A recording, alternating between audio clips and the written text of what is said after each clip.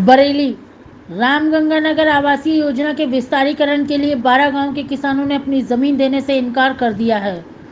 उन्होंने बरेली विकास प्राधिकरण के अफसरों पर तानाशाही का आरोप लगाते हुए मंगलवार को कमिश्नरी कार्यालय का घेराव कर प्रदर्शन किया। किसानों ने इस संबंध में अफसरों से वार्ता की। उन्होंने 31 अगस्त को बैठक में निर्णय लिए जाने की बात कही है, लेकिन 31 अगस्त को मंडल आयुक्त द्वारा किसानों को कोई निर्णय न होने पर 12 गांव के किसान भड़क गए और अफसरों के खिलाफ नारेबाजी लगाना शुरू कर दिया। साथ ही बीजेपी के एक विधायक के विरोध में भी नारे लगे। मंगलवार को जमीन अधिग्रहण के प्रस्ताव से नाराज 12 गांव के किसान ट्रैक्टर ट्रॉलियों से कमिश्नर कार्यालय पहुंचे। उन्होंने जमीन के अधिग्रहण का विरोध करते हुए जमकर हंगामा किया। कहा, सरकार किसानों की आय बढ़ाने का प्रयास कर रही है और बीडीए अफसर किसानों की जमीन को तानाशाही पूर्ण रवैया अपनाकर कब्जाना चाहते हैं। जय जवान जय किसान के नारे लगाकर किसानों ने अफसरों से तानाशाही रवैया छोड़कर तुगलकी फरमान तुरंत वापस लेने की मांग की।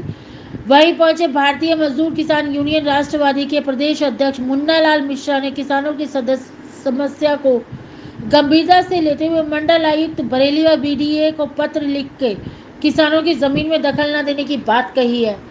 अगर बीडीए अपनी तानाशाही रवैये को नहीं बदलेगी तो किसान यूनियन के प्रदेश अध्यक्ष ने प्रदेश स्तर पर धरना देने की बात कही है।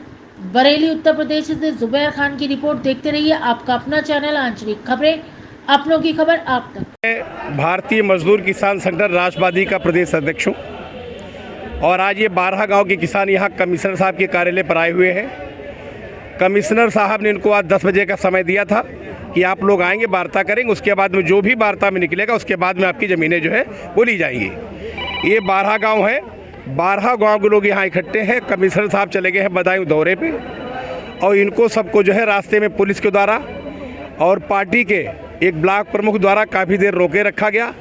इसी दौरान कमिश्नर साहब अपने दौरे पे निकल गए हैं और इनकी कोई सुनने वाला है नहीं। सभी को पता है कि जो किसान है इस वक्त इसकी कोई भी सुनने वाला नहीं, इसकी कहीं कोई सुनवाई नहीं है। तानाशाही सरकार की एक अफसरशाही चल रही, तानाशाही चल रही है और तानाशाही के बल पर ही ये लोग ज़मीनें ज़बरदस्ती हड़प रहे हैं। महंगी ज़मीनें हैं, इनसे सस्ती लेकर अपने आप जो है महंगी बेचेंगे, मीटरों और गजों में बेचेंगे। इसलिए बिना इनकी सहमति से कोई भी ज़मीन इनकी ले नहीं पाएगा।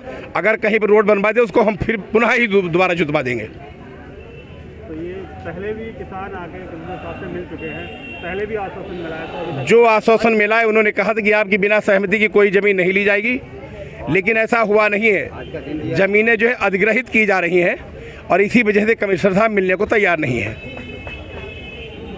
आगे की क्या रणनीति रहेगी? आगे की रणनीति ये है, अगर कमिश्नर साहब नहीं सुनते हैं तो किसान एकजुट होकर भारी प्रदर्शन करेंगे और अपनी ज़मीनों को ट्रैक्टरों के द्वारा पुनः जोतेंगे। अगर यहाँ पर अगर शासन से अगर टकराव की भी उम्मीद हुई तो टकराव भी होगा। कहाँ से आए? गिरा मिटुआ बेनीराम। क्या मामला है? पूरा मामला ये है, हमारी ज़मीन 12 गांव की बीडीए ले रहा है और हमारे किसान भाई लोग किसी भी कीमत पर ज़मीन देना नहीं चाह रहे हैं। इससे पहले भी आप लोग आए तो उससे पहले आश्वासन क्या मिला था? कमिश्नर साहब ने कहा था 31 तारीख को आना, वो लिहाजा कहीं चले गए, पता नहीं कहाँ चले गए साहब। भाई समझ लो साहब, अब क्या अब किसान लोग ज़मीन देना नहीं चाह रहे हैं, बस यही है। और किसी भी कीमत में ज़मीन नहीं देंगे, ज़मीन नहीं देंगे। चाहे 10 गुना मुआवजा दें, 20 गुना दें, 40 गुना दें, ज़मीन नहीं देंगे हम अपनी। हम देने को बिल्कुल तैयार नहीं है।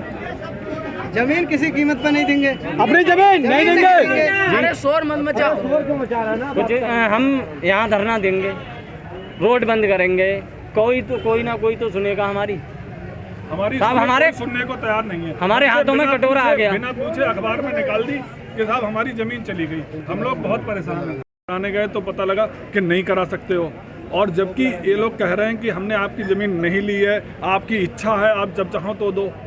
लेकिन ऐसा कुछ भी नहीं है। 143 पर रोक लगा दिए। हम लोग किसान हैं, गरीब हैं।